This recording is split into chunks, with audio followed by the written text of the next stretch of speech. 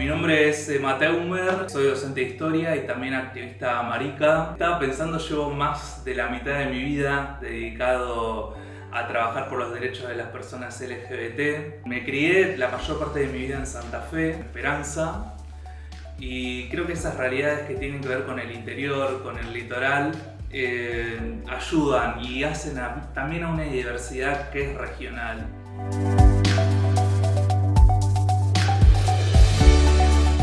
Si bien tenemos para fines de los 60 esta experiencia singular para Latinoamérica que fue la organización Nuestro Mundo, a fines de los años 70, seguimos en Buenos Aires, tiene lugar la formación de un frente, el Frente de Liberación Homosexual. Este frente, que tal vez hoy es objeto de recuerdos, de reivindicaciones, es también un ejemplo muy singular en el escenario latinoamericano. En los años 70, por todo Occidente florecen frentes de liberación homosexual. Y bueno, en Buenos Aires tenemos este ejemplo en el cual este grupo Nuestro Mundo, junto a otros homosexuales, genera el frente. Otros homosexuales en el que participan intelectuales, poetas, escritores. Por ejemplo, una figura destacada es el escritor Manuel Puig, posteriormente el escritor Néstor Berlonger. Este Frente de Liberación Homosexual tuvo diferentes momentos, pero extendió su accionar en Buenos Aires hasta el 76, momento de la última dictadura cívico-militar de Argentina.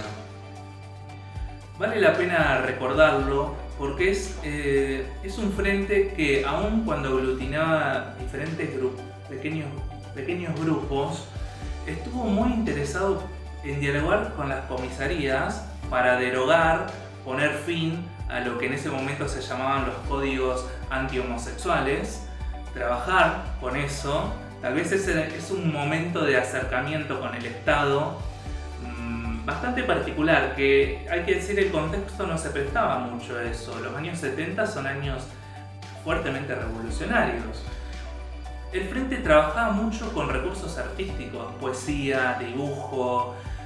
Al haber sectores de clase media alta, facilitaban la traducción de textos, trabajaba mucho con acercar información que era muy valiosa en el sentido de que auspiciaban la afirmación identitaria, la afirmación como homosexuales.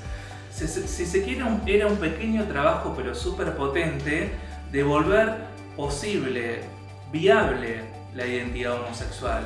No era algo que podíamos encontrar en el resto de los textos, de la información disponible para la época.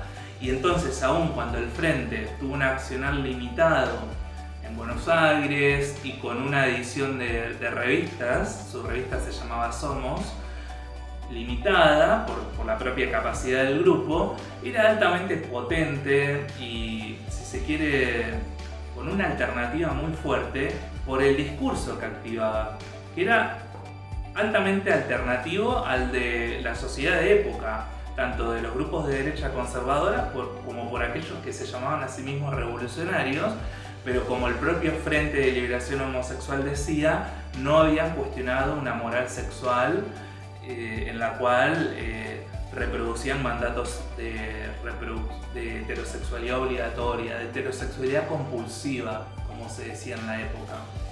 Hay que decir que este Frente de Liberación Homosexual también hizo un acercamiento con los grupos feministas de la época. Ese acercamiento con los grupos feministas de la época va a marcar también una impronta que vamos a encontrar en Argentina en décadas posteriores.